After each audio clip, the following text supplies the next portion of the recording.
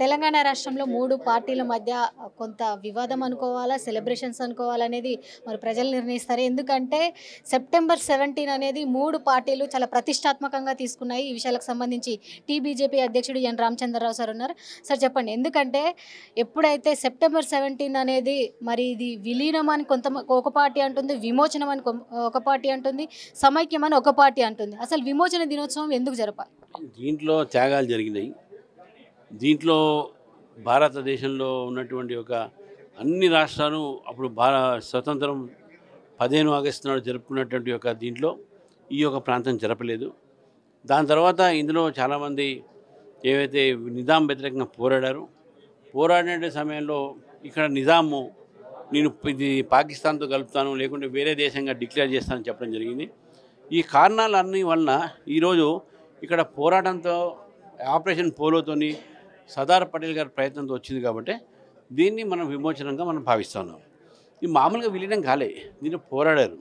దీంట్లో ఆర్య సమాజ్ కానీ దీంట్లో చాలామంది సొహరాబుద్దీన్ లాంటి మన జర్నలిస్టు వీళ్ళందరూ కూడా వాళ్ళ ప్రాణాలను త్యాగాలు చేసినటువంటి ఇది సంఘటన. కాబట్టి ఈ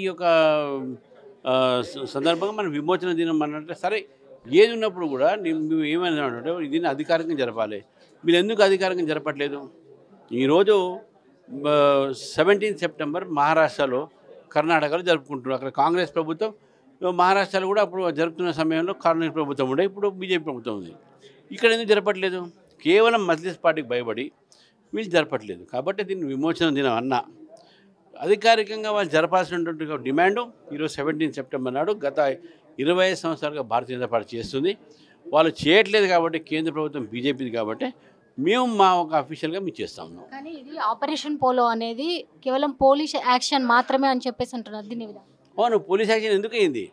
ఇక్కడ ప్రజలు బాధపడుతుంటే, ప్రజల్ని హింసిస్తుంటే, ఇక్కడ ప్రజల్ని చంపుతూ ఉంటే రజాకారులు, ఆ రజాకారులను బుద్ధి చెప్పడానికి ఆపరేషన్ పోలీస్ వచ్చింది.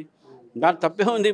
పోలీస్ యాక్షన్ అంటే పోలీస్ యాక్షన్ ప్రజల కోసం వచ్చింది కదా, ప్రజలు పిలిస్తే ప్రజలను పిలిస్తే వచ్చింది కదా, ఈ ప్రజల కోసం వచ్చింది కదా, ఈ దేశం కోసం వచ్చింది కదా. అట్లా ఎందుకు ఆలోచించరు? కేవలం పోలీస్ యాక్షన్ కింద ఆలోచిస్తే ఎట్లా? ఒకవేళ సర్దార్ వల్లభాయ్ పటేల్ ఈ ఆపరేషన్ పోలో అనే నిర్ణయం తీసుకోకుంటే ఇప్పుడు రాజకీయ పరిస్థితి ఎట్లా ఉండేవి అనుకుంటున్నారు?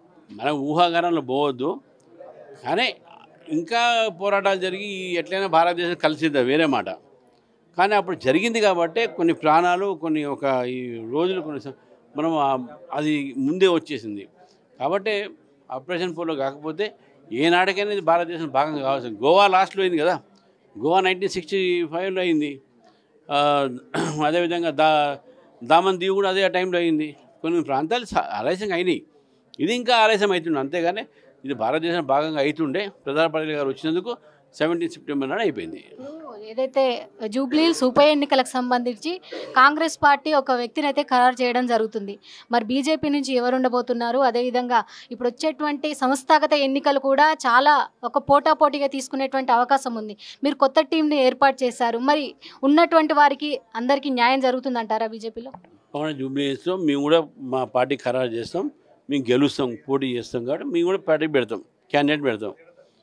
సరే మీరు అడిగారు కాబట్టి మా టీం తయారైపోయింది.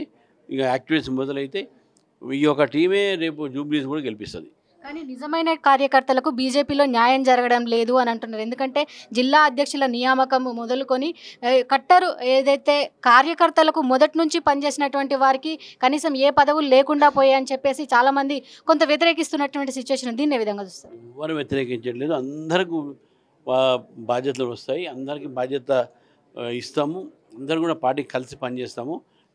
కొన్ని పోస్టులు ఉంటాయి కాబట్టి కొంతమందికి వస్తుంది, అందరికి రావు. కాబట్టి రాని వాళ్ళు కూడా పార్టీ కార్యకర్తలే. నేను 10 ఏళ్ళు ఏం పోస్ట్ లేకుండా పనిచేశాను, అది నా ఎగ్జాంపుల్ తీసుకోవచ్చు అందరిని కోరుతాను. కానీ తెలంగాణ రాష్ట్రంలో పార్టీలు మారుతున్నాయే తప్ప పాలన పడకేసే విధంగా ఉంది అంటున్నారు. మరి బీజేపీ వైపు చూడడం అనేది చాలా కష్టం అని చెప్పేసి కూడా క్షేత్రస్థాయిలో కొన్ని వార్తలు వినిపిస్తున్నాయి. ఎందుకంటే సంస్థాగత ఎన్నికలు వస్తున్నాయి, మరి పార్టీ నుంచి కూడా పార్టీ కార్యకర్తలు కావచ్చు, పార్టీ నాయకులు కావచ్చు, క్షేత్రస్థాయిలో ఎలాంటి స్పందన లేదు, వాళ్ళ వినికిడి లేదు అనిపిస్తుంది. దీన్ని ఏ విధంగా ఏమన్నా వద్దాను బీజేపీనే ప్రత్యామ్నాయం, దానికి సంబంధం లేదు. ఇక వచ్చేటువంటి బై ఎలక్షన్స్ కావచ్చు, సంస్థాగత ఎన్నికలు కావచ్చు, అదేవిధంగా ఇప్పుడు జరిపేటువంటి సెప్టెంబర్ 17 విషయంలో కూడా బీజేపీ ఒక మంచి స్టాండ్ తీసుకుంటుంది. ఎందుకంటే వచ్చేటువంటి ఎన్నికలను దృష్టిలో పెట్టుకొని ముందుకెళ్తుంది అని చెప్తున్నారు టీబీజేపీ అధ్యక్షుడు ఎన్ రామచంద్రరావు. వీడియో జర్నలిస్ట్ రంజిత్తో రాణి, కొలుగురి, 24/7 బీజేపీ రాష్ట్ర కార్యాలయం.